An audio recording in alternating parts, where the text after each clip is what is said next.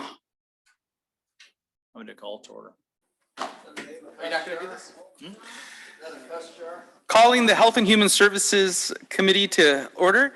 If we can have a presentation, please, regarding InSync Consulting Services.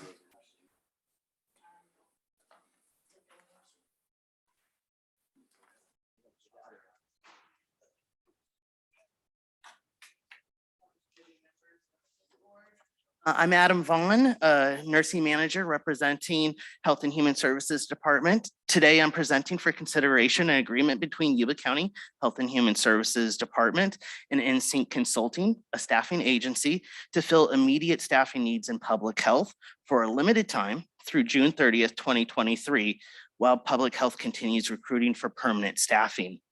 I'm requesting that the committee consider allowing this agreement to move forward as a board consent item on the June 28th Board of Supervisors meeting. To give you a little background, many of the mandated public health programs require public health nurses to perform the required activities in the scope of work. Activities such as providing in-depth medical case management, especially to children in our community with serious chronic conditions such as cystic fibrosis, hemophilia, cerebral palsy, and heart diseases, to make sure that they have access to the specialty care they need. We also provide in-home services to the medically fragile and those with limited mobility, providing home evaluations for children with elevated blood lead levels, and evaluations and home visits for new families and parents of children 0 to 5 years old.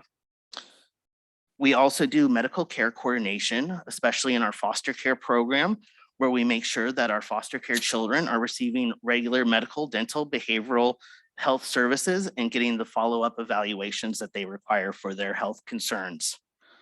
We also utilize public health nurses and registered nurses in these programs to provide education to community members and to local providers on coordinating with the hospital like Adventist Health Rideout and First Five to provide the providers and the community members education, especially on caring for children 0 to 5.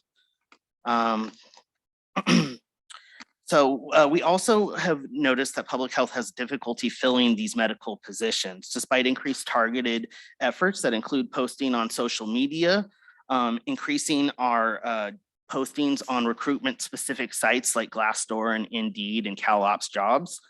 We're still not getting a lot of applicants. We've even done in-person hiring fairs at college, at a local college. We're still not getting applications for folks who are licensed and able to fill these medical positions. So we continue to have in public health at least 7 nursing positions that have remained unfilled, including also a physical therapist position. These unfilled positions limit our ability to address key health issues in our community. It also puts increased stress and strain on our current permanent employees who are carrying heavy caseloads and struggling to perform the required mandated activities of the programs and their scopes of work. Without adequate medical positions, staffs being filled, it also will hinder our ability to respond to local emergencies and disasters.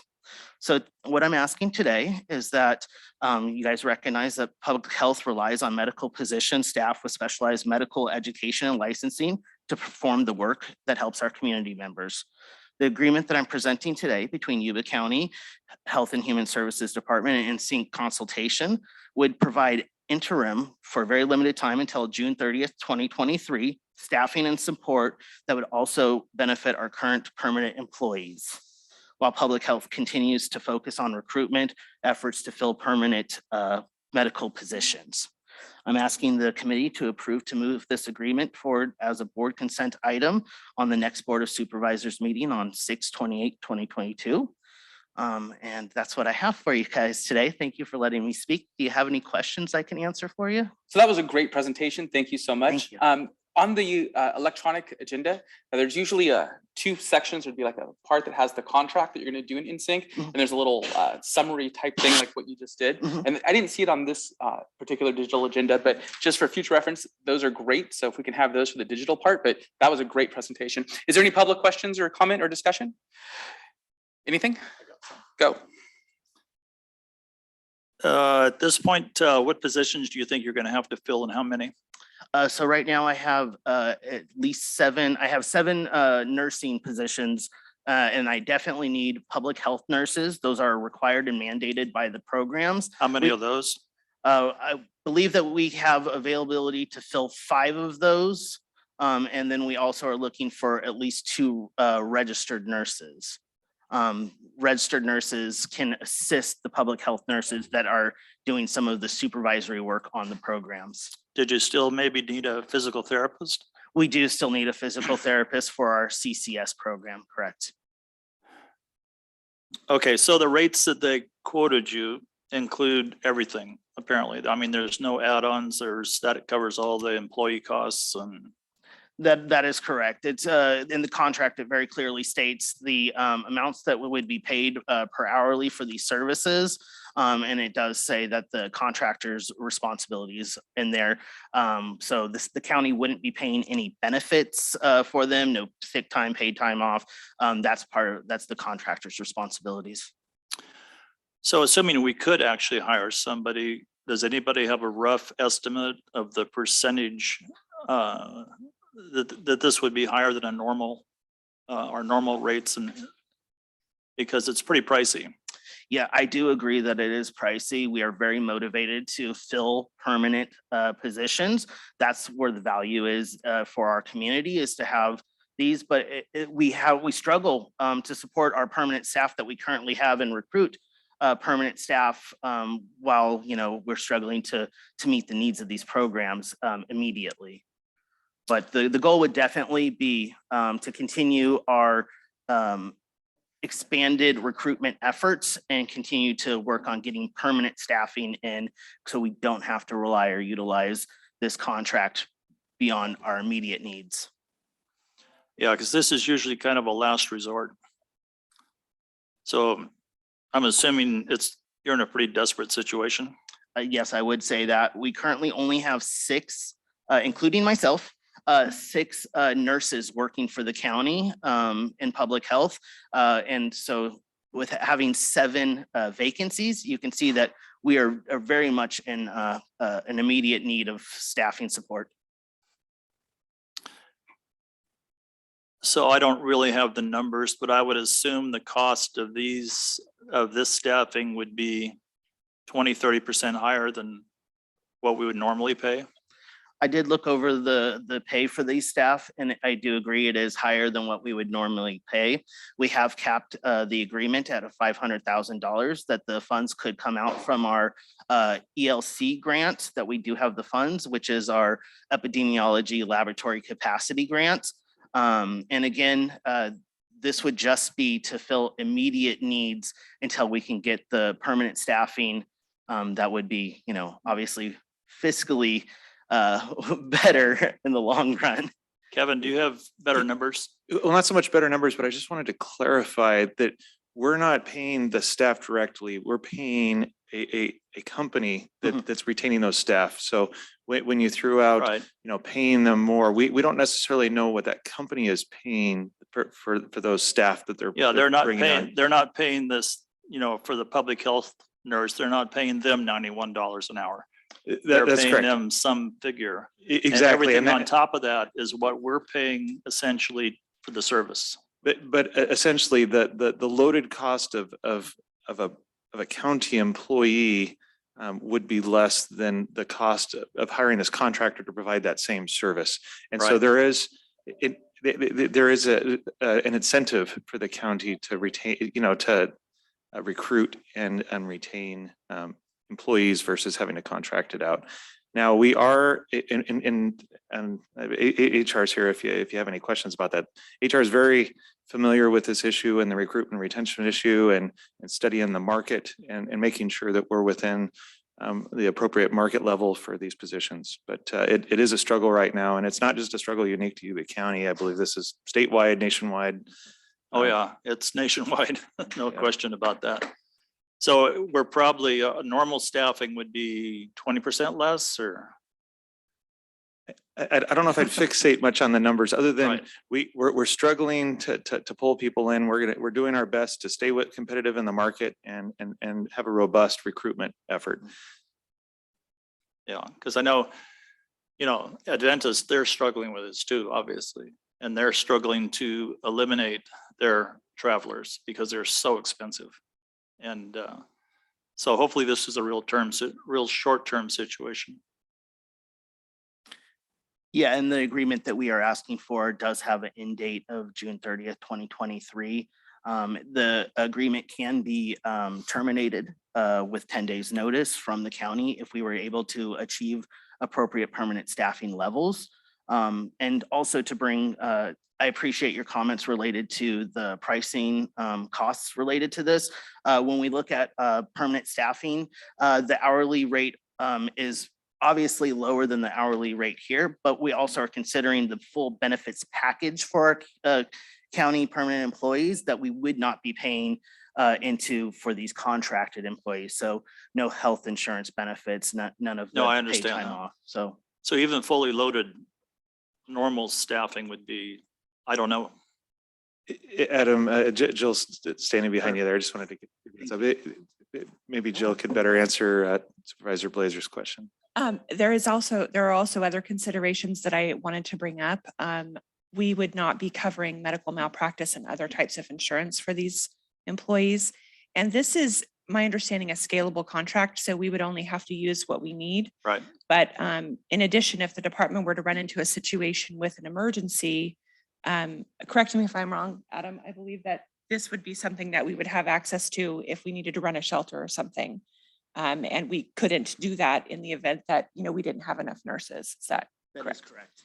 correct. However, the cost of these nurses and these other employees is definitely at least 30% higher than we would pay if we were employing them as county employees. Now, it always depends with the county employee, what benefit plans are selected and what we hire the employee at, depending on experience, but 30% is a good estimate.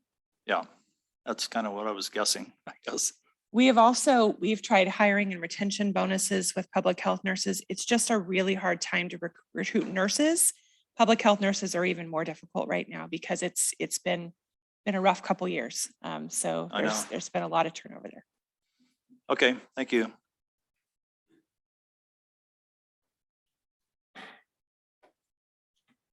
Is there anything further I can address?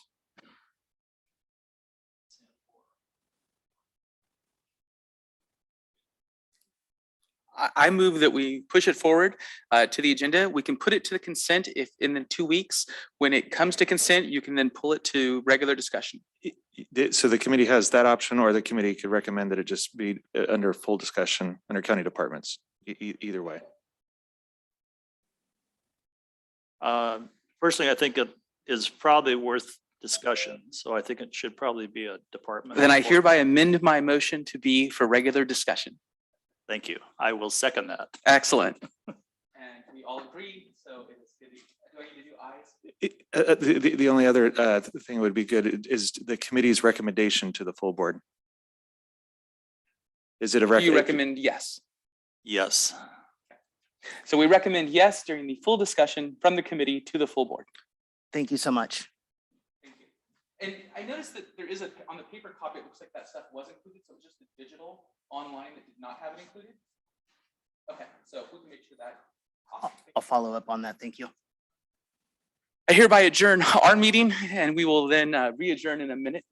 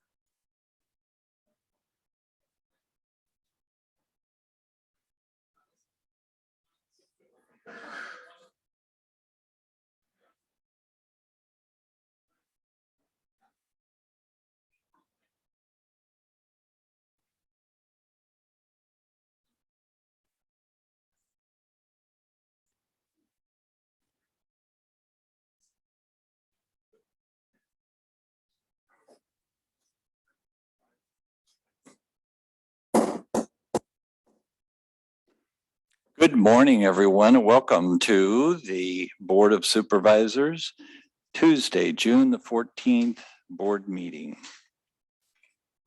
Let's start with the pledge. Gary, would you lead us in the Sure, pledge? please stand. Salute. I pledge allegiance to the flag of the United States of America and to the republic for which it stands, one nation, under God, indivisible, with liberty and justice for all. Roll call, please. Supervisor Vasquez, Here. Supervisor Fuhrer, Yes. Supervisor Blazer, Here. Supervisor Bradford, Here. Supervisor Fletcher. Here. Are you speaking in the microphone? Consent agenda. All matters listed under the consent agenda are considered to be routine and can be enacted in one motion. Move to approve. I'll second. I have a first and a second. Any comments from the public? Let me make one comment. Item 303 is $1,282,000 out of Measure D funds, and just thought we'd let you know that's a self-imposed tax on gravel. So We also have one request to speak card for item 281. Which number again? 281. Thank you. Good morning, Mr. Chairman, members of the board. Richard Good Evers, the morning. Auditor Control. Good morning. No, the item 281, just have a couple comments. It's a request to establish a welfare revolving cash fund in the amount of $500 for the expenses that are listed on the item. One of the things, I understand the need for a revolving cash fund or a petty cash fund. I think there's only one instance where it's at the level that's being requested here, and that's in the health department, where they do a lot of over-the-counter transactions. It serves more as like a cash register type fund. And most of the expenditures that are enumerated in the item can be handled with a little bit of planning through the normal accounts payable process, normal check request process that we have. So I would, why I don't have a problem with the approval of a revolving cash fund. I think that in a lower amount might be more appropriate. The petty cash funds are designed to handle items that are minimal and infrequent in nature. And it's not for major purchases or events that should normally go through the accounts payable process. So my only request is that an amount reduction, I think $100 is what I would be comfortable with, but I'll leave it to the board's discretion. So just a quick comment, once upon a time, $100 was a lot of money. True. Today, $500 to me is not a great deal of funds. I would support that we probably run with this. If you see in the future that it is an issue and you can actually come back and say, wait a minute, here's some of the problems that have resulted as a result of this, then I would really appreciate your input.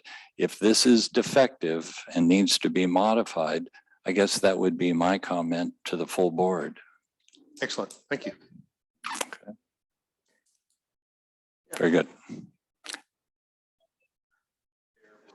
Jim? You guys have any questions in relation to Mr. Everly's comments?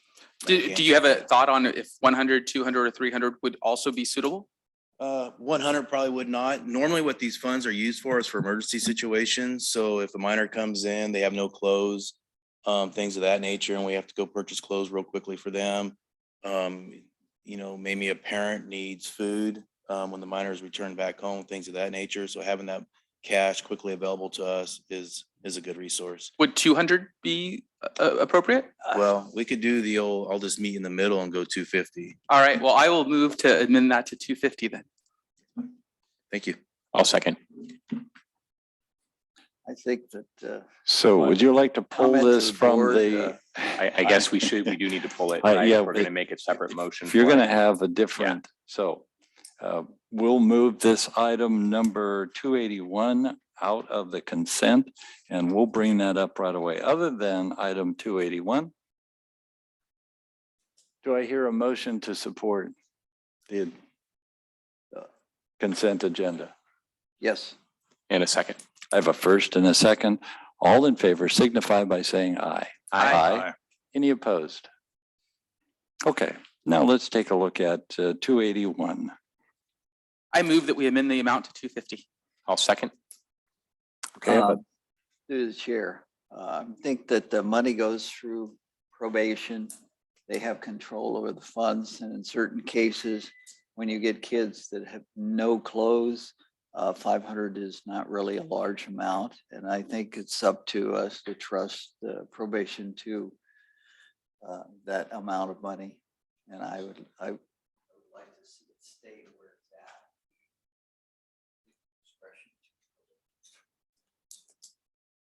at. any other comments? What was the source of funds? The source? I'm gonna, That comes from, I'm gonna say it's probably from the general fund. Someone's calling, is it really important? Through the chair. well, I was a little, I just wanted to clear up the source of funds. It's not a big deal, but does that come from the juveniles using different devices and being charged for that? It comes through our phone program. Right. That's the money. So it's not necessarily general funds. It comes directly from the funds that we generate through our phone system. Okay. So through the chair, I just wanted to say, I heard from Jim Marvel that 250 he anticipates would be sufficient, but certainly if the board moves forward with 250 and it's not sufficient, I'm fully supportive of returning to the board and asking us for 500. Chair. I think we should trust Mr. Arnold with $500. I think it's micromanaging on our part, and you never know what happens in the middle of the night when you have kids that they bring in. So, Jim, I trust you. Thank you, Eddie. Okay, so we have a first and a second. I'm expecting any other public comment. Someone would make a entrance to the front. No, I don't see any. How about online? Do we have any Zoom comments?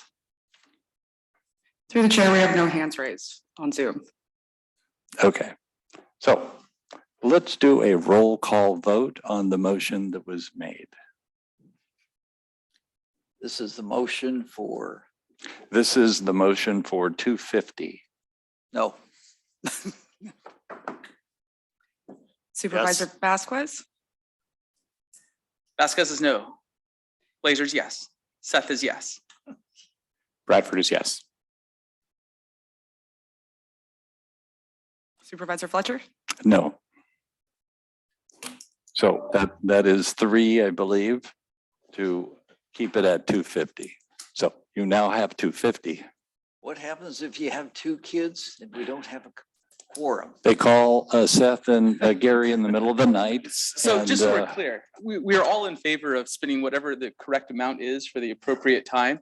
The issue for Mr. Eberle is that he's supposed to be tracking and planning. And so from an accountant perspective, I can understand that he wants to go through a certain process. So the money's going to get spent, they're going to get taken care of, everything's going to be fine. It's just a matter of jumping through hoops, dotting I's, and filling out paperwork.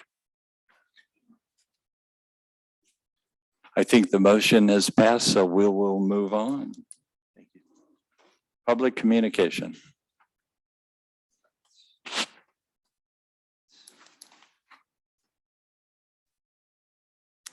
any person may speak about any subject of concern, provided it is within the jurisdiction of the Board of Supervisors and is not already on today's agenda.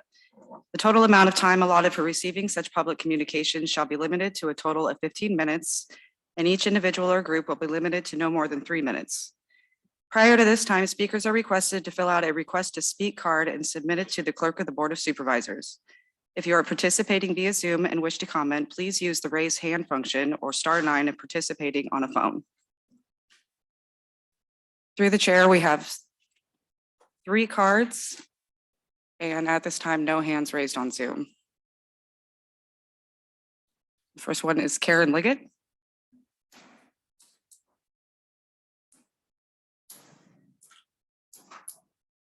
Good morning, Karen Liggett from Yuba County, Marysville. I have brought to the board before about, I found out some information about the fellowship cult in Oregon House. And I looked up their information. I found on there one of our supervisors' wives' names on there. I'm going to present it today. It's Kathy Fletcher. She is one of the fellowship friends. And so I guess Randy must be as well, because he's married to her. So I am presenting these pictures that I found. Through the chair, point of order. What is this? This county council, is this? It's legal because I'm a citizen. I'm letting the public know because he's a supervisor. The public needs to know. This is a 2018 picture that I'm presenting to you guys, well, to Randy, as a gift for leaving Yuba County as new, being corrupt and helping the fellowship. Robert Burton, that runs the fellowship, was at one of these events. I have his picture in this event. So Randy, this is your gift from Yuba County for designating your office. And this is to give them so you guys can stop harassing the North Yuba Water Board on water. They have a container now.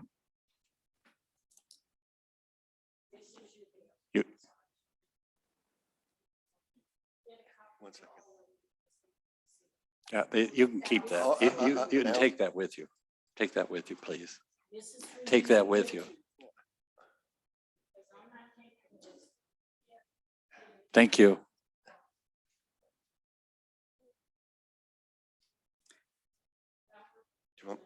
Yes. Next, we have Adam Garza. Would the board like me to respond to Supervisor Vasquez's concern? Sure. Yes. Okay, thank you. Through the chair, a citizen can come forward and make statements criticizing, questioning any public official or employee, so long as it's related to county business. To the extent that the fellowship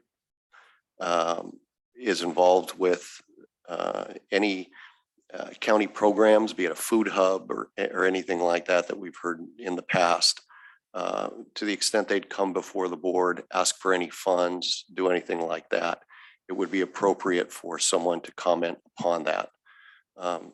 So theoretically, could that be within the subject matter jurisdiction of the board? Theoretically, yes, it could be. Did what was said amount to a legal conflict of interest? There would have to be further facts before anyone could determine that, but that is for another day. So just for a personal, I think the public has an opportunity and the right to speak 3 minutes, which is with some limitations. Their opinion is their opinion. And in most cases, their opinion, when they're so far outlandish, is pretty clear to the public. And I'm not opposed to an opinion. Doesn't always have to be backed up with any knowledge, any reality. It's just an opinion. So you take the source of the information and that's where you leave it. Preconceived opinions uncontaminated by practical experience and common sense. There you go. Okay. Second person, please. Second, we have Adam Garza.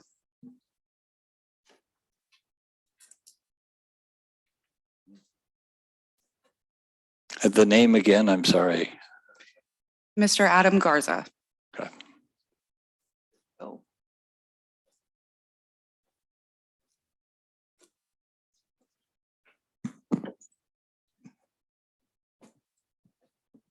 Good morning. Good morning. I'm here this morning on behalf of the senior citizens that we used to have the Citizens, Yuba County Senior Citizens Center. And the center was closed December of 2017 because we lost the building.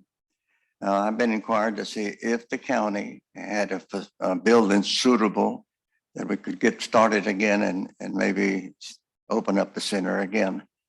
It's a very, very important facility for the seniors, put them together and socialize and have a bingo from time to time. And also the center was providing them a very costly meal, just with enough money to provide the meal for the next day.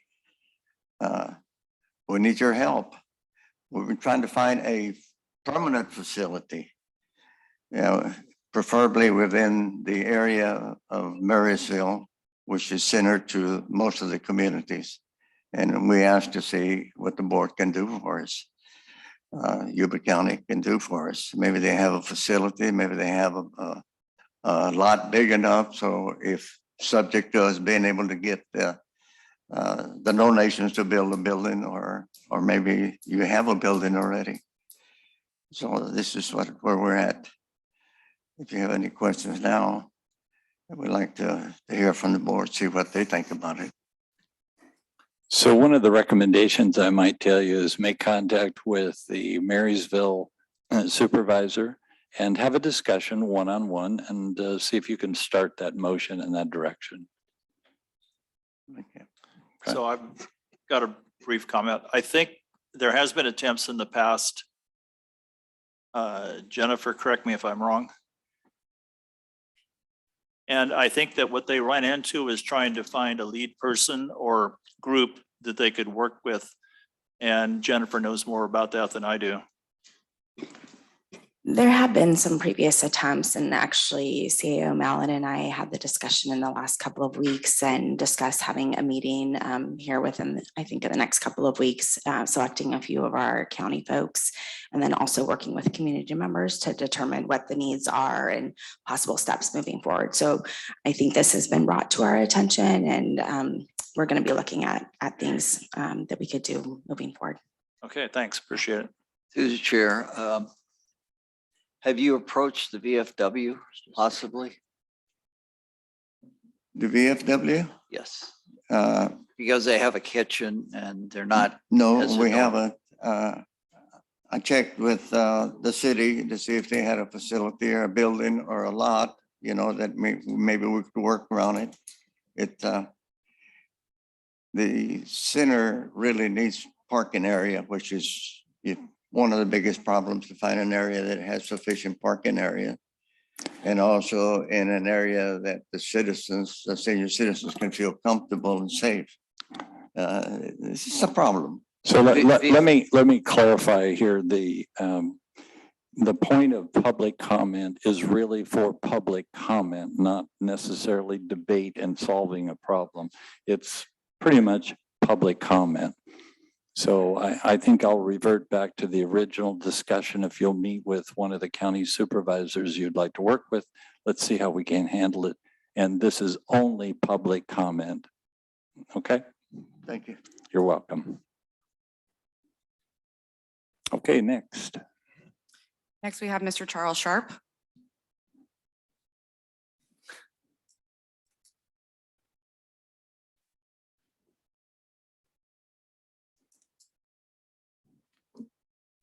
Good morning. Good morning, gentlemen. Charles Sharp, Oregon House. I think I sent some things into the clerk regarding this. This is my little point for the foothills. And it says, can you read it? Everybody see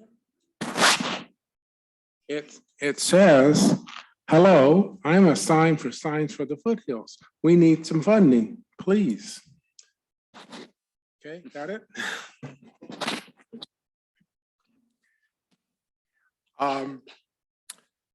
The foothills need some proper signs so the county looks good, people can find their way to local businesses, and so Supervisor Furr will not feel he might get lost if he comes to visit the foothills. We also need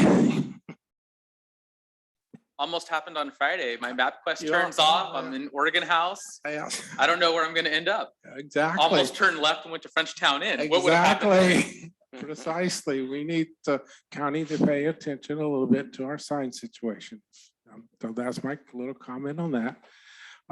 We also need our water. I believe there will be more stories in the appeal. The LA Times is interested in doing a story on why the water isn't going to the small farmers that are entitled to it. CNN has also expressed an interest in our little water district along the same lines of who is diverting the water from the local farmers and where is it going. We have the facts. We shall not disappoint.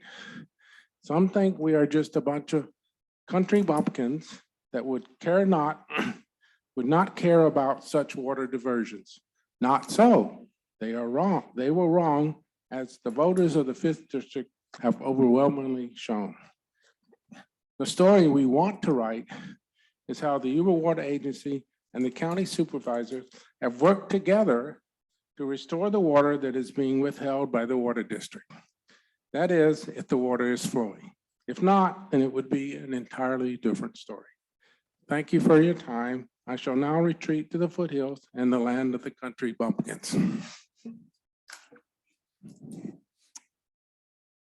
Any other comments? Through the chair, we have one hand raised on Zoom, Katie Dobson.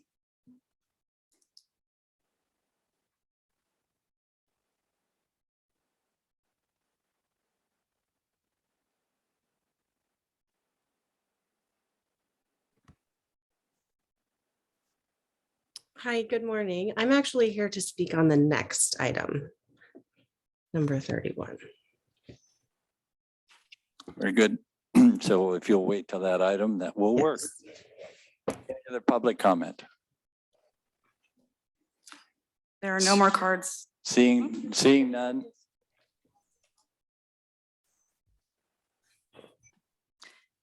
Moving on to county departments, item 277, 2022, adopt resolution adopting certain provisions of the education code to permit the Wheatland Union High School District to establish a school facility improvement district with its boundaries. Yes, good morning, Chair, members of the board, Kevin Mallon, County Administrator. So the item before you today is at the request of Wheatland's High School District. So the high school district, as outlined in the staff report, wants to pursue two different bond measures in November for two distinct areas within their district. And in order to do that under the education code, they need permission from the Yuba County Board of Supervisors to basically have a ballot measure that would be specific to a kind of a sub area of their district. So the bond measure, which I understand would be, one would focus on trying to find funding to build a high school in Plumas Lake, which is very much needed. And then the other, and so it would be specific to voters in the Plumas Lake area. And then the other bond measure would be for improvements at the existing high school in Wheatland. And that would be focused in the Wheatland area or around the city of Wheatland. So this is surprisingly, we have not, when I conferred with county council on this, something that we haven't had happen up to this point, but in order for a school district to move forward, we need to have permission from the Board of Supervisors through a resolution. And then also there's an amendment or an addendum in your packet. There was a little extra whereas in the resolution that was in the board's original agenda. And so county council has updated the resolution and provided you all copies of it. And with that, I'd be happy to answer any questions you have. Questions from the board? Through the chair, softball question. The people who are in that specific district are the ones that are going to be assessed via the bond, and they're not going to pass something that the people on the other side are going to then be on the hook for. That is correct. Through the chair, they already own the ground that they want to build the high school. Is that true? Plumas Lake, that is correct. Okay, I thought so. Thanks. Questions from the public? Through the chair, no question, but just a comment. I think this is a great idea. I think it's important that those who benefit from a particular project are the ones that pay for that project. And I think this is a way to help accomplish that in the South County, that the appropriate residents pay for the appropriate improvements or construction associated with where their students would be attending. So I take that as a motion. I believe, sure, I'll make a motion, but I know we do have someone who wants to speak. So. Good morning, everybody. My name is Katie Dobson. I am bond counsel to the district, and I actually have nothing to add. That was a really great summary. So thank you. I'm happy to answer any questions, but no further information. I think it's pretty clear. So I have a motion on the table. Do I have a second? I'll second it. I have a first and a second. All those in favor signify by saying aye. Aye. You opposed? Opposed? None. Thank you. Council. Thank you. I was just wondering if we asked for public comment. It did. Okay. Thank you.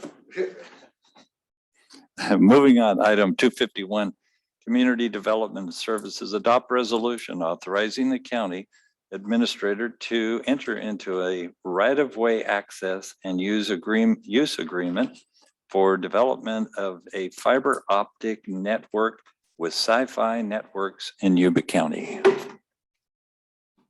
This is the exciting one for today. Not that exciting. This one really exciting.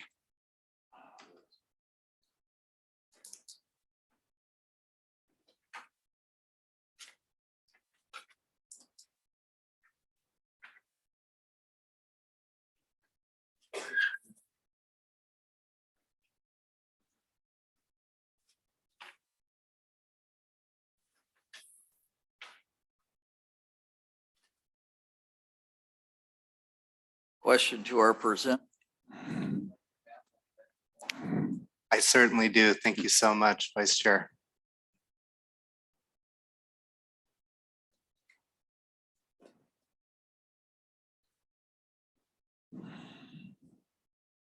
Through the chair, is the presentation screen shared to the public? I believe so. Excellent. Well, I would like to say good morning, Chair Fletcher and fellow board members. For anyone in the audience that doesn't know me, my name is Ian Scott. I'm the broadband project manager for Yuba County. I'd like to start by once again thanking you all for making broadband a priority. The reason I'm here today is to provide a presentation on a proposal by Sci-Fi Networks to construct a privately funded broadband network.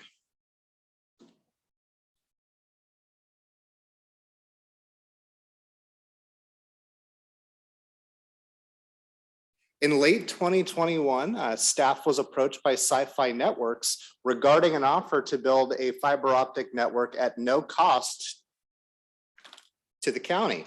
Sci-Fi is to privately fund, design, construct, and maintain a privately funded open access network with their private capital and investment. The network would include county facilities, private residences and businesses, and institutions, both public and private, within the project area, providing up to 10 gigabit residential broadband and up to 100 gigabit business connectivity. This agreement, if approved, would result in all internet service providers, including those currently operating within the county, having the opportunity to compete on Sci-Fi's network. Sci-Fi has entered similar agreements with local jurisdictions, including the city of Yuba City and the city of Marysville. Sci-Fi has also partnered with other California cities, including Folsom, Rancho Cordova. In fact, staff actually reviewed a Sci-Fi installation in progress in Rancho Cordova yesterday, and Pittsburgh, California, and there are quite a few others. An agreement between Sci-Fi and Yuba City would make Yuba County, between Sci-Fi and Yuba County would make Yuba County the first county jurisdiction in Sci-Fi's network. This proposed development agreement with Sci-Fi would result in connectivity to all residences and businesses within the communities of Linda, Olivehurst, Plumas Lake, and Sci-Fi has also agreed to expand into Arboga. This agreement grants Sci-Fi non-exclusive right-of-way access and allows them to install fiber optics in the county's public right-of-way. The Sci-Fi agreement grants full access to the public right-of-way to install cables via microtrenching technology. This is a visual demonstration of the initial project area listed on slide 4 with expansion to Arboga to follow. On a monthly basis, Sci-Fi will reimburse the county for actual fees and costs incurred, including labor costs of contracted services to perform plan check, permit review, and inspection services, not to exceed $100,000 per year. The initial term is 30 years with 2 15-year term extensions available. Construction hours are limited to 7 a.m. to 7 p.m., Mondays to Fridays, except on state and federal holidays, with the consideration that no weekend or holiday work will be allowed to minimize public disruption. Sci-Fi will allow the county to use the system for government internal data communication, subject to a separate agreement. So if this agreement is approved, there will be other subsequent agreements to follow. The network is to be fully built out within 5 years of the execution date of the agreement. As such, staff's recommendation to the board is to adopt the resolution authorizing the county administrator to enter into a right-of-way access and use agreement for the deployment of a fiber optic network with Sci-Fi Networks. I'm here to answer any questions that your board may have. Questions from the board? A few. Is anything, so you mentioned a couple of different cities. Have any of these projects been completed and they're not just in the process as the one you described, but completely done? Certainly, the city of Fullerton is the closest. They are near the end of that process. My understanding is that they are still building out there. Okay, so no projects have been completed. Not today, sir. Okay, this is not a monopoly because anybody else could come along and do the same thing. So this is not a, in theory, monopoly, correct? Precisely. But is it practical monopoly in that once we give in right-of-way installation to them, is it effectively going to preclude or push out other possible competitors, or no, we're going to have this as an open door. Anybody who wants to micro trench and put down wire right-of-way access is going to be pretty much available for? This project is being considered as the first micro trenching precedent here at the county, allowing staff to be able to use this opportunity to learn from it. That being said, there's nothing here precluding any other future deployment. Staff will be using this opportunity to review the technology and with the consideration that we would be able to evaluate future projects with the internal capacity that we have gained from this project. All right. So the other places that are almost complete, Fullerton, for example, do they have other people doing it, or no, it's just Sci-Fi? I'm not aware of any other jurisdiction that has more than one micro trenching company. And then as far as this micro trenching company and what it's creating with our fiber network, the competitors in that same field, when you talk to them about pros and cons, is there any knowledge or information there that we should be aware of? Certainly. So incumbent ISPs could have the perception that companies such as Sci-Fi are overbuilding. That is certainly one counter argument, and the counter to the counter argument there is that companies such as Sci-Fi enable opening competition on price, service reliability, and ensuring that at the end of the day, the benefits accrue unto the public for greater competition.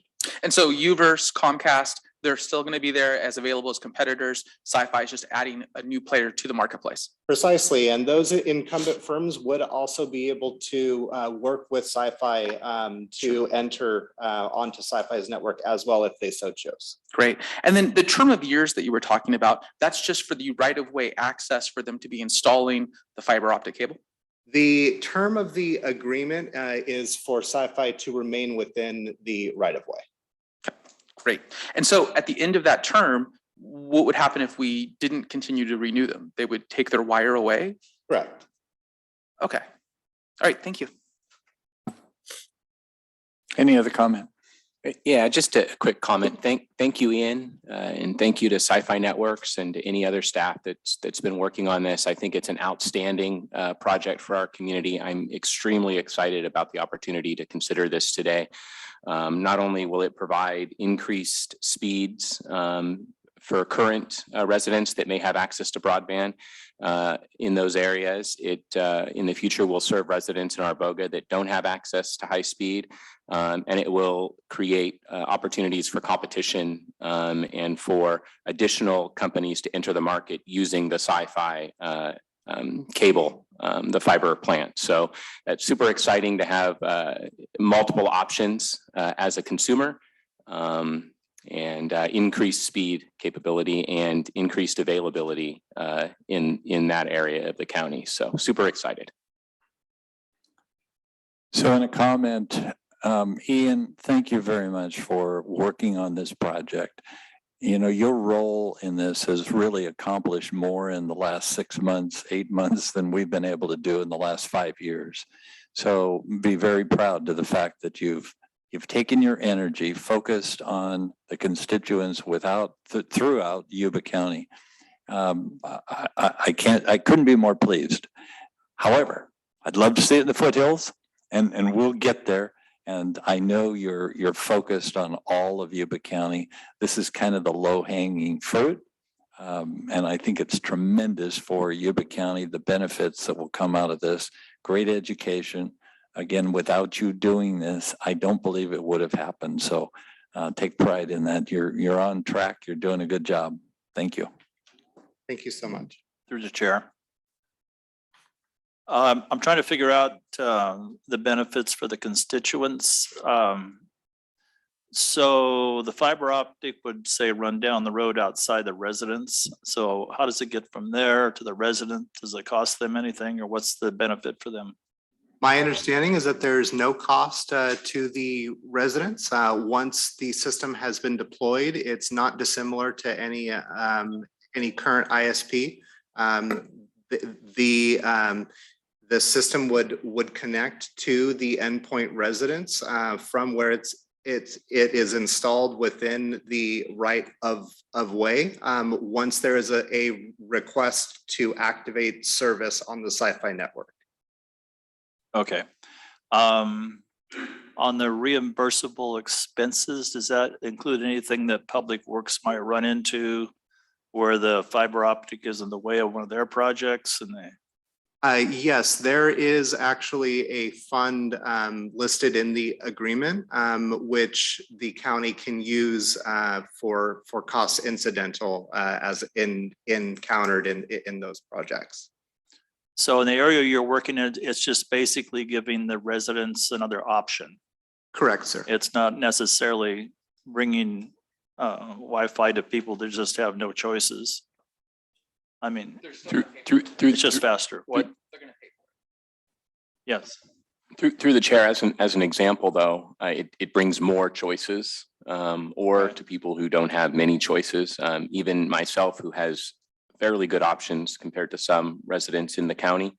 If I want gig speed, I have one option. It's Comcast. AT&T doesn't provide that level of service to my house. And so really I have a single option. And so there's no competition there. This will provide one or more additional options to my residents. And in addition to increased speed. You're talking to the wrong guy about speed. fast. It's really fast. Through the chair, may I have the opportunity to continue to address? So there is no limit. There's no technical limit to the amount of firms that could utilize Sci-Fi's network to compete in that space. So there could be as few as one or two, or as many as anything upward of that for firms that could then compete on the Sci-Fi network. Okay, thanks. Do I hear a motion from the board? Move to approve. I second. There was a bit of an overlap there. Who? We have a first and a second. All in favor signify by saying aye. I think Whoop. Mr. Sharp had a comment maybe. Public comment, certainly. No, it doesn't go to the foothills, Charles.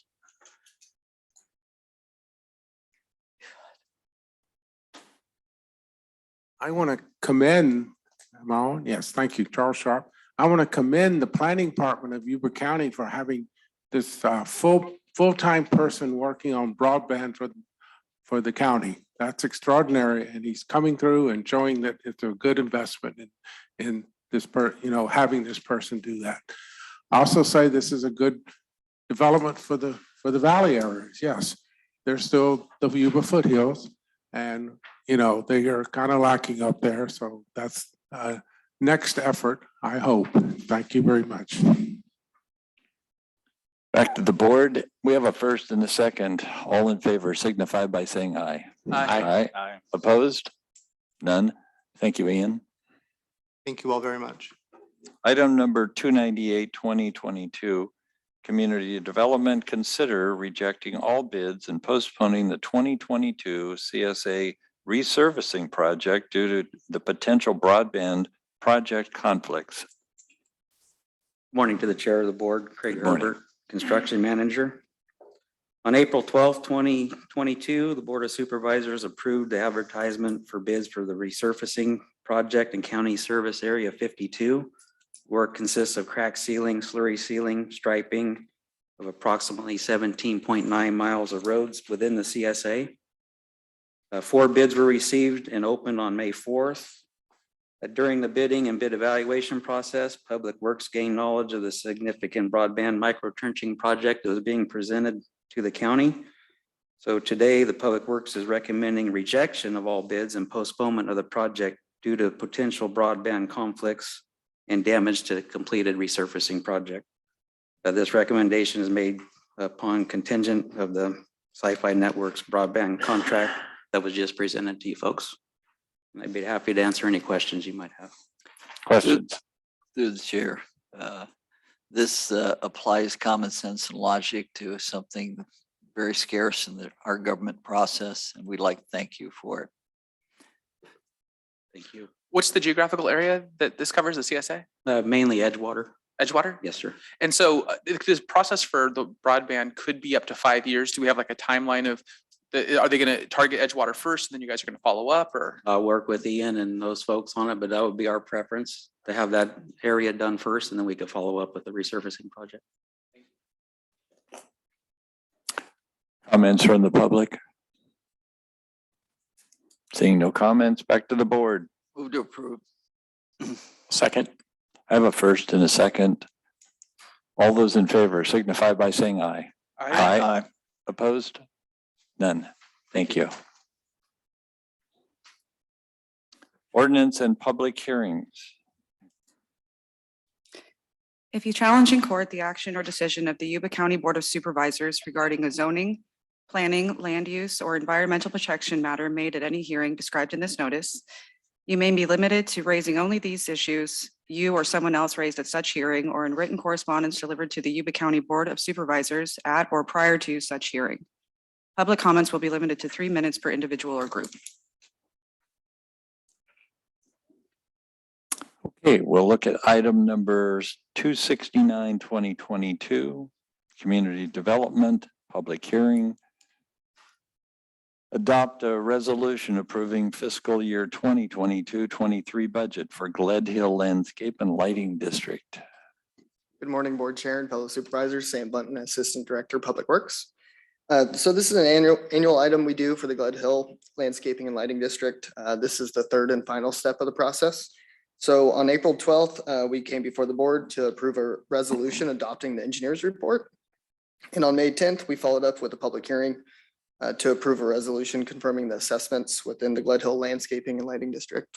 The assessment shown in the engineer's report provides revenues needed to operate the district for the fiscal year 22-23.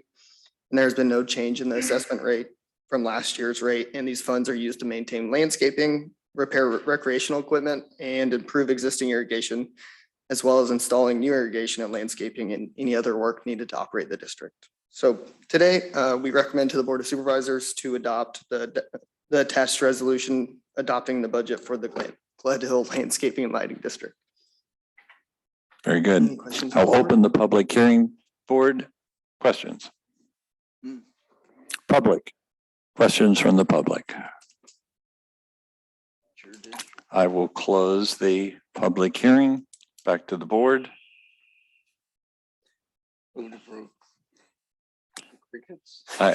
Someone went out the wrong door. So I have a motion. Do I have a second? Supervisor Fuhr, I think, was the second. Very good. I have a first and a second. All in favor signify by saying aye. Aye. Aye. Opposed? It's for under ordinance, so it'd be a roll call vote. I apologize. Thank you. Roll call vote, please. Supervisor Vasquez, Yes. Supervisor Blazer, Yes. Supervisor Fuhrer, Yes. Supervisor Bradford, Yes. Supervisor Fletcher. Yes. Item number 270-2022, hold a public hearing, adopt resolution approving the fiscal year 2022-23 budget for Linda Lighting District. Yeah, so hopefully we don't have deja vu from the last one. This is very similar, a little bit easier for me to say. Glen Hill is kind of a tongue twister for me, but so this one is another annual item for the Linda Lighting District. This is a two-step process instead of a three-step process. So a little background on the item. The Linda Street Lighting Maintenance District was formed in 1967 pursuant to the Improvement Act of 1911.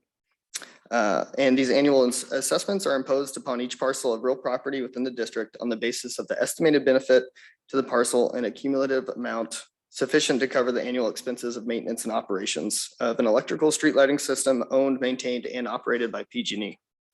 So Street and Highways Code requires lighting maintenance assessments to be levied pursuant to government code, and this government code authorizes the Board of Supervisors to annually determine the cost of the service, which is financed by the assessment, and by ordinance or resolution determine and impose this assessment.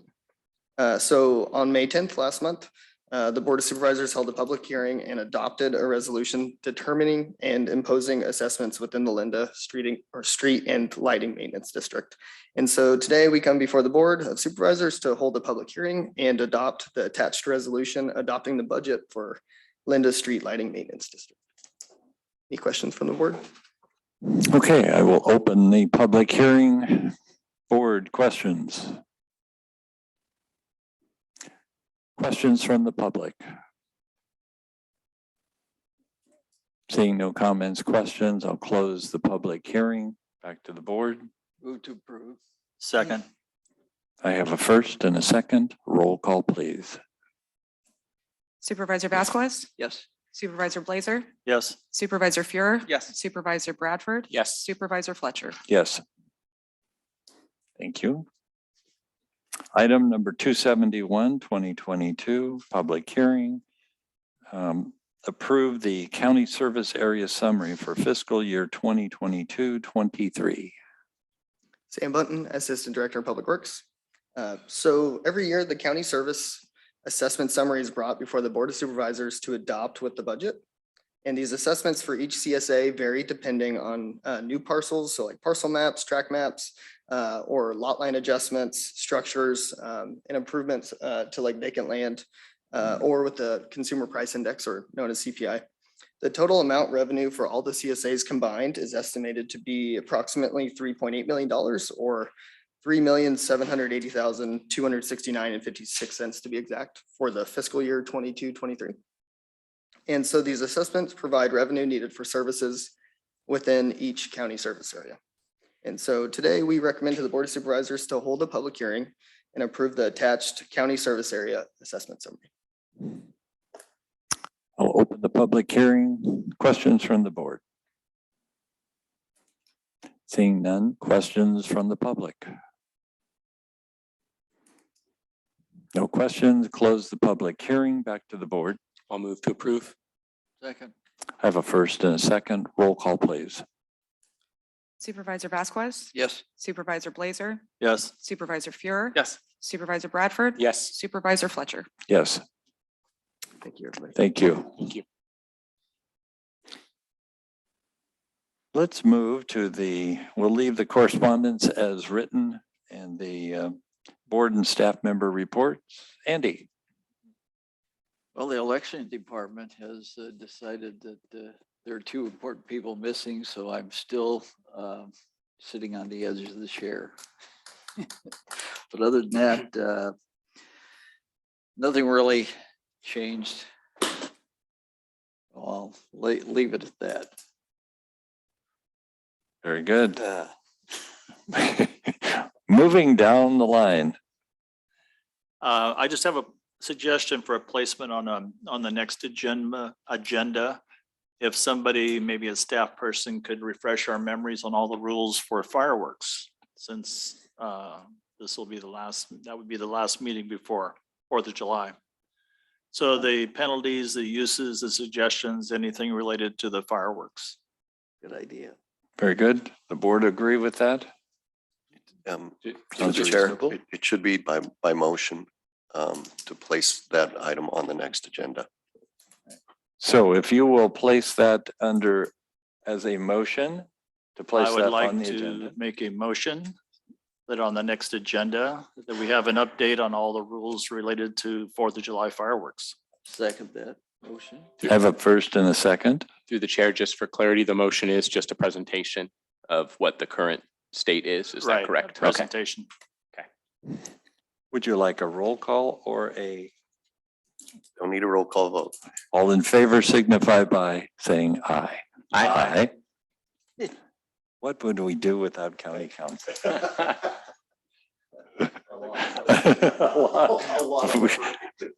Seth, comments?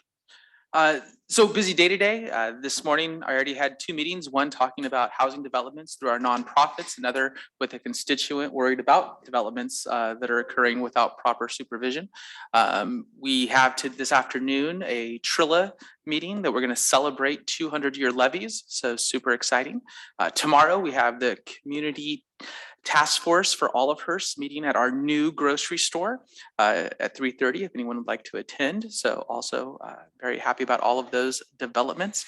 Congratulations to our prospective winners of last Tuesday's competition. It's a hard fought race when you are opposed, and there's a lot of effort involved. So you have worked hard to get a job.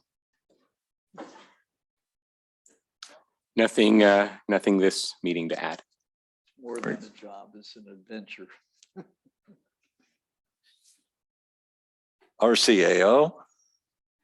Yes, and I also noticed our treasurer tax collector, it looks like he has his hand up on there. So I'm not sure if you wanted to comment under board staff member reports. That's just the mouse. That's okay. So is that just the mouse? Yeah. I think he's waving. Waving at us? Yeah, I Yes, think that's it. He's literally 50 feet away, so I think he can just walk in. But so regardless, I did want to, under public comment, follow up. Jennifer Vasquez mentioned that her and I have been in discussions. We've had some, recent outreach from the seniors. I do want to make sure people don't forget that we have a 20,000 square foot building at 303 C Street. It's got a lot of great space for meeting. It has books to read. It has excellent Wi-Fi. It has computers. It has a meeting room, and it's going to have a major renovation over this next year. Does it have a name? Does it have a name? The library, the Yuba County Library. So anyway, so we have space available for groups to come and meet, and that may be a starting point to build upon, for something more permanent. But that's there and available to our public. The fireworks item, this will actually be an excellent opportunity. Another new staff member to the county, and it's a new position. You know, like we have the broadband project manager, we also have a fire prevention officer. So which is a new position for the county. And so this will be an excellent opportunity for that fire prevention officer to come in and present to the board on kind of our state of fire prevention related to 4th of July and what's on the books. And I believe that's all I have for today. Very good. Council. Nothing. Thank you, Mr. Chair. So a couple of quick items. As everyone will remember, we are entering into the depths of fire season. Over the weekend, we've had several fires in the foothills. And if I recall, 2017 started off very similar. And one of the fires was real close to Brandy Way. And as a result of a few landowners that had not maintained their property, left it in a state of fire unreadiness, we ended up with a fire, and the same thing happened this year. I pray that we are not entering the same scenario as 2017, which some of us do remember, and between the loss of life and property. So please do all you can with your property and make sure that it's ready, fire safe for this coming fire season. I'd like to close on behalf of Josh Hendrickson, who was a longtime resident of the Browns Valley area. From the clerk's office, any comments? None, thank you. Thank you. Okay, from here we will move into closed session. We have what appears to be 4 different closed session items, and we'll report out at the end of that.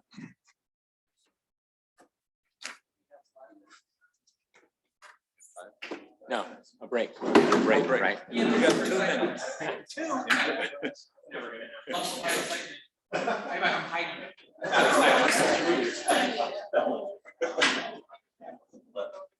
The water district.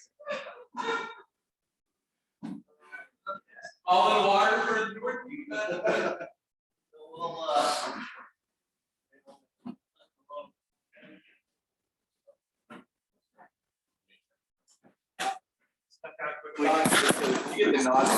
All right, we have a quorum. We'll allow county council to report out. That's why I don't have the face of it. Nothing burned on that before. Gary doesn't know what you're talking about. Gary loves randos.